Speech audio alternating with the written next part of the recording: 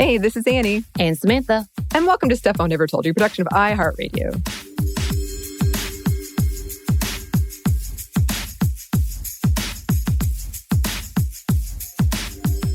Here's my question for you, Samantha.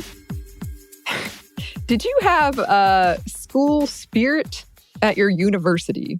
Okay, of course. University of Georgia. If you know anything about the University of Georgia, then you know they are diehard sports allegiance type of school. So yes, I did have, quote, school spirit, I guess, in that even today, I'm proud of my alma mater that I got my degree there, whatever, whatnot. I was excited to get accepted and start school there because it felt big, especially coming from a small town. But I think I was more annoyed while I was on campus because it disrupted so much like school life that I was like, I don't want any part of this. What are you doing? And I know as in fact, friends and I, one person who I had many friends who got married during our time at school would purposely stay as far away from anything black and red as possible because we didn't want to be, quote, those people. And there's nothing wrong with being proud, please. But at that point in time, we were just so over it.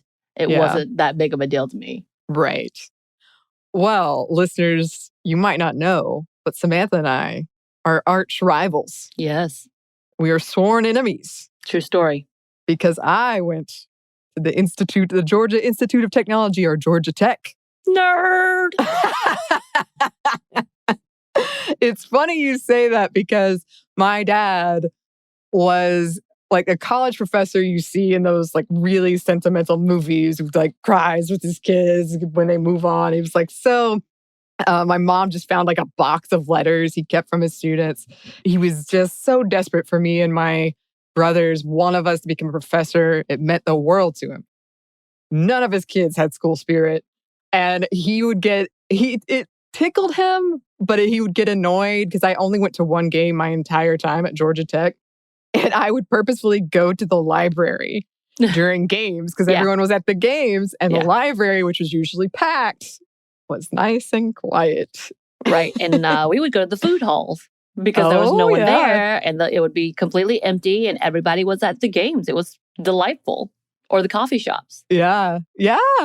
I mean, I really enjoyed the game I went to. And then after I graduated, I went to 2 more games. And they were always really fun. And I liked the like walking around beforehand and like the atmosphere and getting free stuff. I always liked that. But it's funny to me that there was this big rivalry between UGA and Tech. And I had so many students from UGA tell me, like, we could care less about you. It's actually Florida. It's true. It's true. Part of that was because it was more likely that Florida would put up a fight when it came to football. So, sorry. Whatever. Sorry. But also, it was more of a delight because they went away. Like, all of the Florida-Georgia games were in Florida. Yeah. It was usually around fall break. So everybody did a big hiatus. And I was like, oh, good. The town is empty. I love this. But yeah, the rivalries stand because of that specifically. I mean, people really enjoy because Thanksgiving was always a Georgia rivalry game. Yeah. Yeah. It was cute. Hey, I won. I didn't win. Georgia Tech won the one time I watched it on TV, and it was very exciting. One time they did win. A few times they've won since then, I think. I have not watched enough to care. Again, when I was going to school, I think I own a total of 3 UGA shirts and 1 sweatshirt because I was like, oh, I guess I should buy something. Right. I'm pretty sure my parents bought me a UGA shirt at one point in time.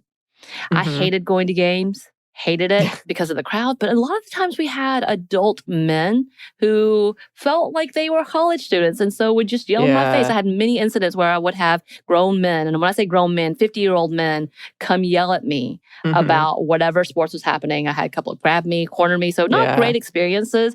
And UGA is one of the most bro-y, like toxic masculinity definition when it comes to college football. And I hope it's changed since then. I don't know. And I never enjoyed any of that aspect. So. Right. Well, I and then we'll move on from this conversation and I'll tell you why I brought it up. But the one game I went to when I was in college, I was in the visitors section. I can't remember why. But so I was sitting with Clemson, and it's a viral YouTube clip, and you can see me behind the guy, but this guy from Clemson, bless his heart, was so into the game. And when Clemson lost, he was lied out on the bleachers and he was just sobbing and like his arms were in the air. And he said, "What?" And I was looking down at him like, oof, people take this really seriously. Yeah, to have that much love. Yes. I mean, I definitely had friends that would literally affect their entire day. And so, so-and-so, oh no, so-and-so is going to be in the worst mood. We have to get away from them because UGA lost. Like stuff like that is, to love a sport that much is interesting. It is. And I have a lot of thoughts about that as someone who is in fandom space. It's often mocked for similar levels of fandomness. But that is a different conversation for another time. I wanted to ask you, because we're going to be talking about UGA in this episode, which is something I did not expect to come up, because we're about to head into Memorial Day weekend here in the United States. So this episode's going to be a bit shorter, but we wanted to look into some of the women behind Memorial Day. And as more and more people are getting vaccinated, and Memorial Day weekend is often a time in the United States as like kicking off the summer season of barbecues and being outside. And Samantha and I are actually attending one of said events. Yes. Yes. And we have been experiencing some re-entry anxiety, which I know has been in the news a lot. And we've talked about a lot, even if we didn't use that term because I hadn't heard it before. But yeah, I think since I've been vaccinated, I've been out 3 times. And it felt like the last time felt better, but the first time was like, whew. It was overwhelming.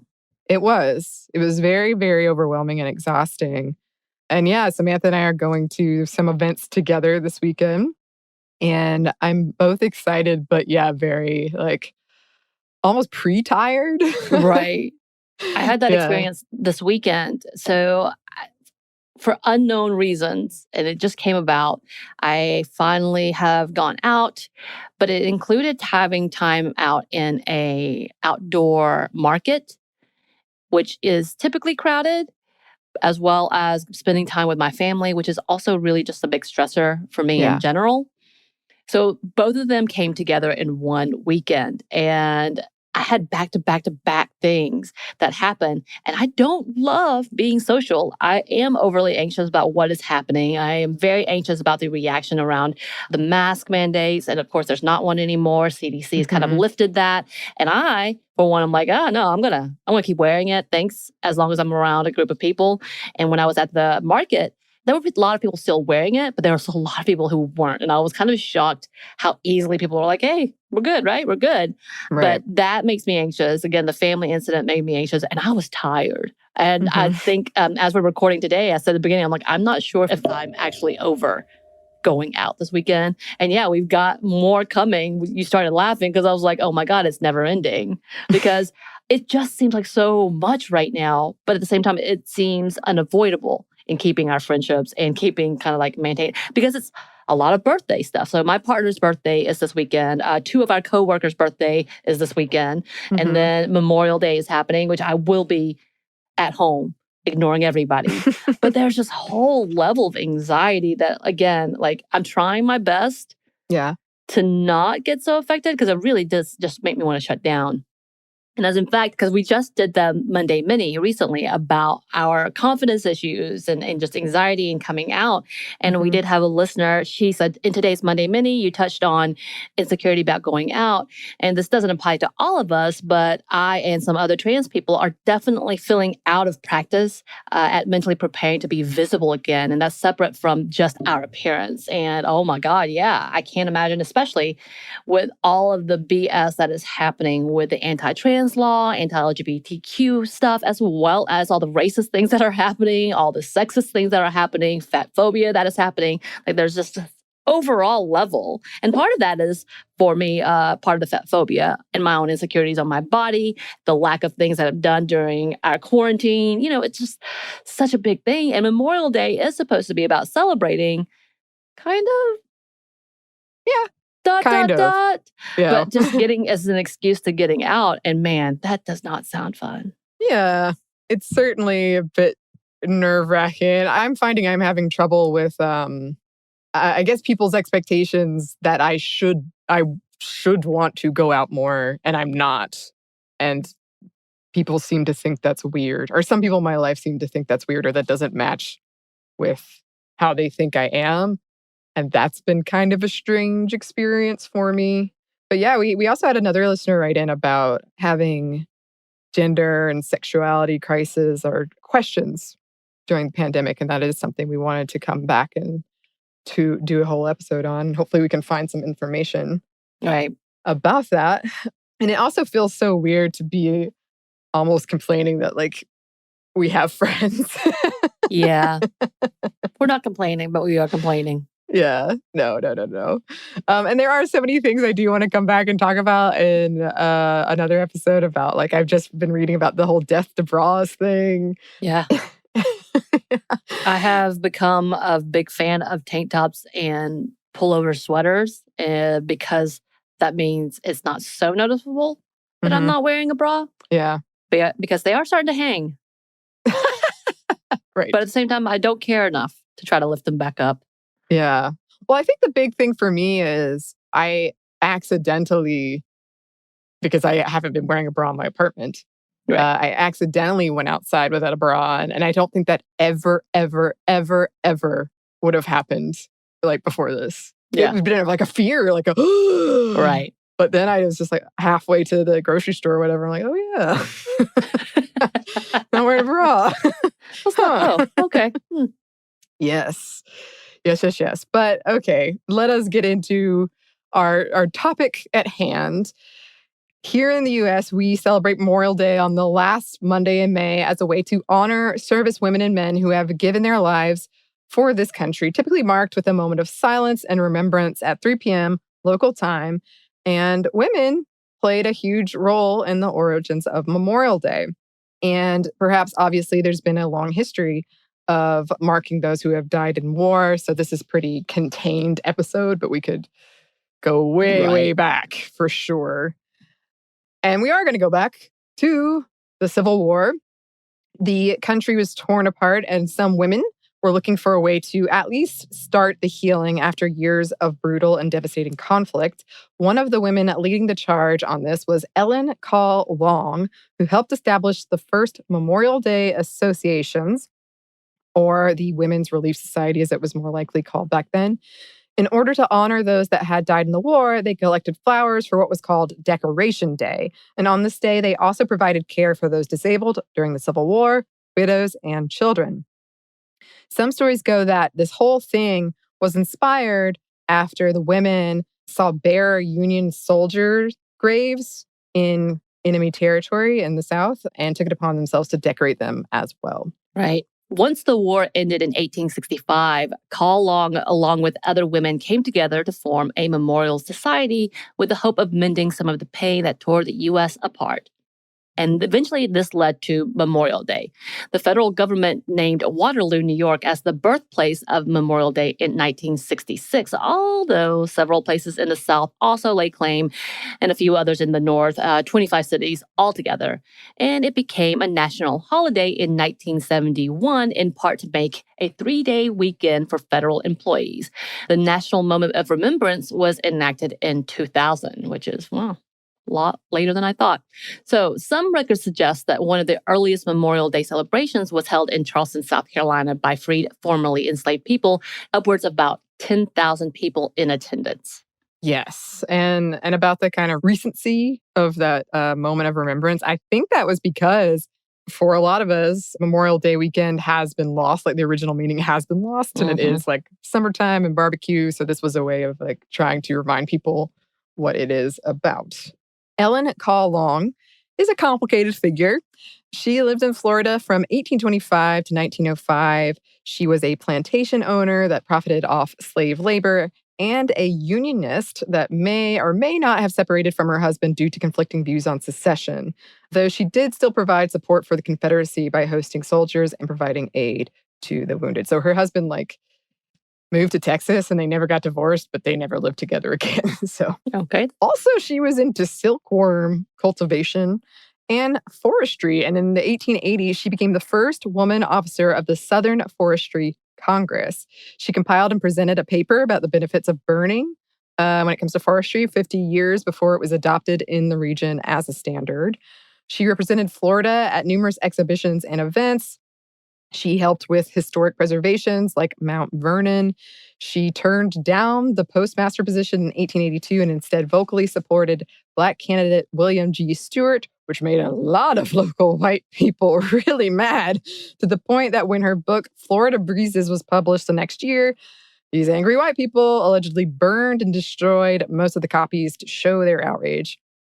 They didn't like her views on reconciliation either, or her opposition to slavery and secession, and her opinion that President Lincoln was one of America's greatest presidents. This is not to say she did not have problematic stances on race, because she most certainly did. She wrote of her concerns that Black people wouldn't be able to care for themselves or their children after the Civil War, and she was concerned about the plantation economy without slavery, too. Call wrote in her book about the Ladies Memorial Association, quote, "Our purpose is purely religious, a labor of love, the sacred care of the dead, to reclaim from oblivion and defamation the memory and graves of those who, quote, right or wrong, stood by their country's cause. In no invidious spirit do we come. The political storm that shook our country to its foundation is past. War with its carnage is over. And we are done with the cause. And though we scarce discover the silver lining of the dark clouds which have so long hung like a pall above us, we believe that it will show itself and are willing to do all that women can do to stem the tide of bitterness and assuage the angry feelings that naturally, at present, exist between two sections of the country." Yeah, and just of note, of course, a lot of these groups in the South were instrumental and still angry. I'll come back to that. But in getting a Confederate Memorial Day recognized as a holiday. And by the way, some states, including our state, still observe it, although they call it just state holiday. Right. But It's the same day in April. And I didn't know it existed until I worked at the Department of Family and Children's Services. Mm-hmm. And they're like, yeah, it's Confederate Memorial Day, in which myself and a lot of people of color just sat there and looked at each other going, what? Right. What is this? And yeah, it still exists here, just as known as state holiday. Yep. In the early days, Memorial Day or Decoration Day was observed by decorating soldiers' graves with flowers and flags and saying prayers over their grave sites. And businesses closed in observance. Call Long and the other women started these early decoration days. But if you just did a kind of superficial layer of Googling, Mayor John A. Logan, the leader of a group of Civil War veterans, usually gets the credit for announcing that May 30th should be a day for remembrance and adorning soldiers' graves with flowers in 1868, though he himself often credited his wife, Mary Logan. The day was chosen either because it commemorated at no particular battle or because it was when flowers were in full bloom. The first official observance following this announcement of Logan's took place at Arlington National Cemetery. About 5,000 people attended, and small American flags were placed on the graves. The day was observed across the country, and the Army and Navy had protocols in place for how to mark the day by the end of the 19th century. But Call Long was not the only woman involved in making Memorial Day what it is today. And we'll get into that. But first, we're going to pause for a quick break for a word from our sponsor.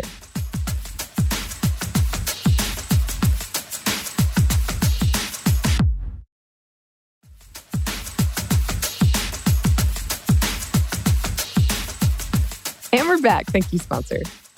Right. So after World War I came to a close, Memorial Day was expanded to include soldiers who had died in all American wars.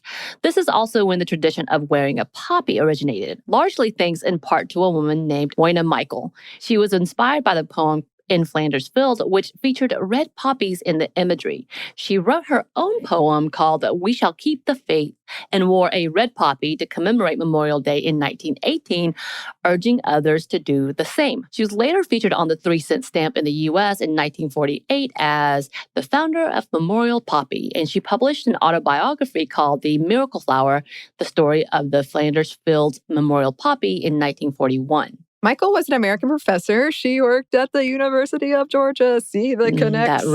That red makes a lot more sense now. And she lived from 1869 to 1944. Her father had fought for the Confederacy and her family owned a cotton plantation. The outbreak of World War I forced her to flee from Germany, where she was spending her vacation. The journey took a tense 16 days with concerns of enemy ships in the water, mines, and submarines. When Michael got back, she poured a lot of time and effort into ways she could provide comforts for soldiers waiting for deployment, including finding families to adopt them, basically take care of them while they're waiting to be deployed, and relief for those that had returned. She also was very instrumental in evacuating tourists from Europe. And she volunteered at the National YMCA as a war worker. And this is when she got the idea for using poppies as a symbol for remembrance. She described the inspiration for the idea in her book like this.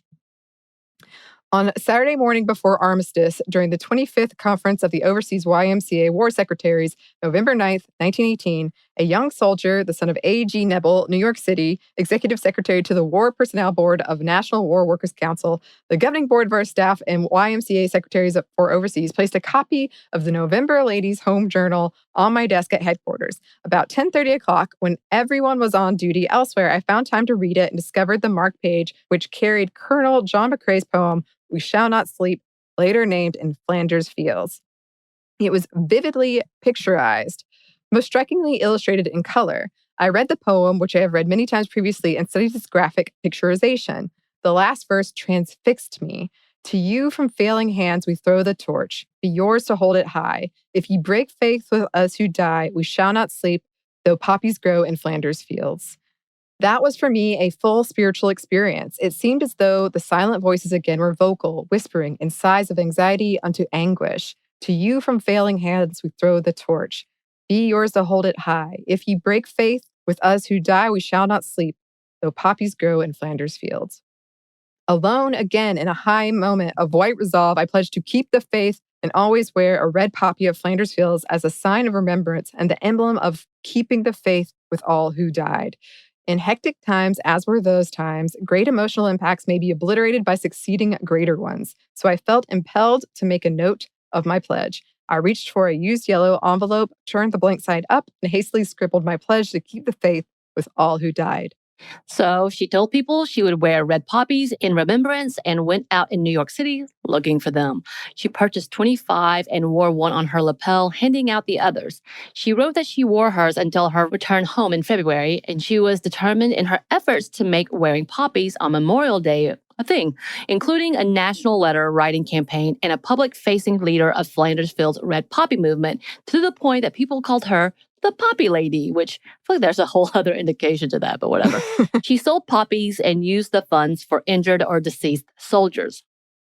In 1920, the American Legion named the poppy as their official flower, and in 1924, they started distributing poppies as a national program. World War I veterans organizations around the world adopted the practice, including Canada, Australia, the UK, and New Zealand, dating back to the 1920s. And to this day, red poppies are worn on Remembrance Day and Veterans Day. Selling poppies has raised billions of dollars. According to her great-nephew, Michael helped raise $3 billion during her lifetime alone, accounting for inflation. The distribution of 3.5 American Legion auxiliary poppies raised $2.1 million for American veterans in 2016, and the British Royal Legion distributes up to 45 million poppies a year, raising around $64 million for retired or injured soldiers. So when the war came to an end, Michael taught a class for disabled service members and attended weekly meetings of the local chapter of Disabled American Veterans. She planted poppies on UGA's campus, and in Michael's hometown of Good Hope, there's a road named after her, a historical marker, and an annual Poppy Fest. She was also inducted into the Georgia Women of Achievement in 1999. Yeah, and if anyone is curious, surprisingly enough, over on the other podcast I do, Savor, which is about food, we did an episode on poppies. And we talked about this poem, the original poem in Flanders Field, and why poppies were used. And poppies are really brightly colored and pretty and red. In these mass grave sites during wars, they would sprout up on the mass grave sites. So that is at least part of the reason that they were chosen. We do have a little bit more for you listeners, but first we have one more quick break for a word from our sponsor.